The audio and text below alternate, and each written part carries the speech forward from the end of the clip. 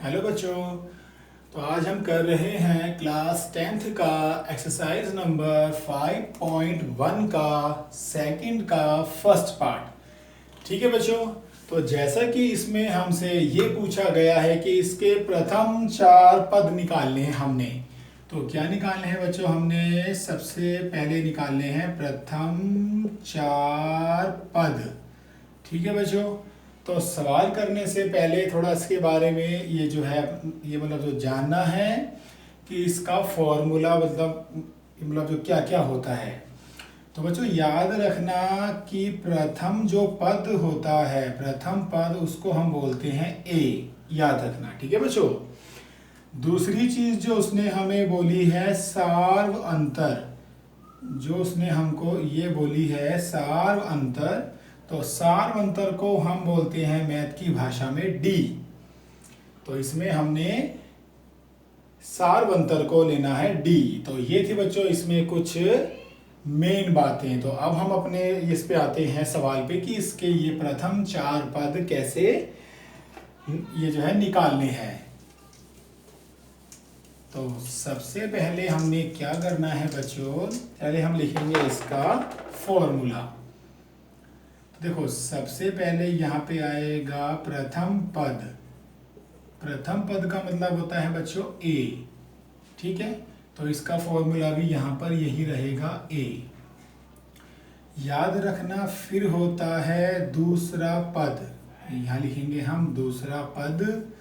तो देखो इसमें क्या फार्मूला होता है, दूसरे पद का फॉर्मूला होता है बच्चों ए जमा डी। याद रखना।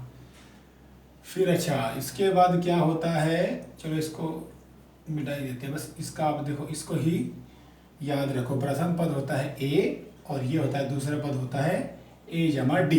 ठीक है बच्चों। फिर यहाँ पे आती है बारी, ये आता है तीसरा पद। तो इसके लिए बच्चों हमारे पास फॉर्मूला है ए जमा 2d। याद रखना ये तीसरा पद है। फिर बच्चों उसके बाद बारी आती है चौथा पद। तो चौथे पद का फॉर्मूला बच्चों क्या होता है ए जमा 3d।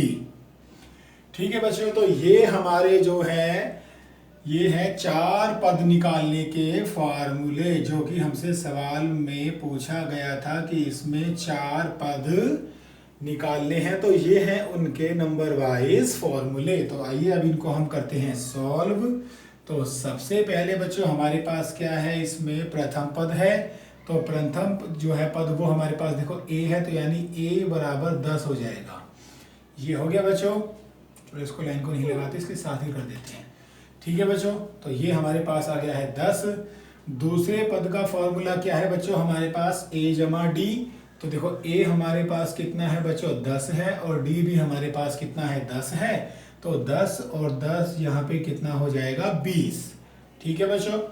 फिर आती है बारी यहाँ पर क्या है बच्चों, इसमें ये है तीसरा पद। तो देखो तीसरे पद के लिए पहले 10 आ जाएगा। ए हमारे पास 10 है और 2 गुणा में 10 तो कितना हो जाएगा, ये हो जाएगा 10 दूनी 20 और 20 में 10 जमा कर देंगे तो कितना हो जाएगा बच्चों 30 हो जाएगा ये। ठीक है। तो ये था हमारा ये जो है तीसरा पद। उसके बाद आती है बारी चौथे पद की।